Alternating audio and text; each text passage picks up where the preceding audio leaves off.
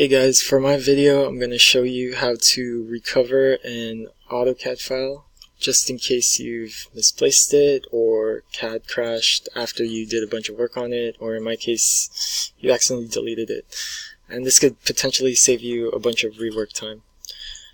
So hopefully you didn't turn off AutoCAD's default settings where they create backup files at certain intervals. It'll usually look like this with the .bak after the file name. So the only thing you have to do is rename this, the last three letters, and replace BAK with DWG.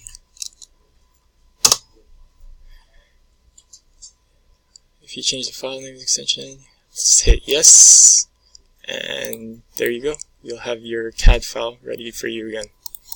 Thank you.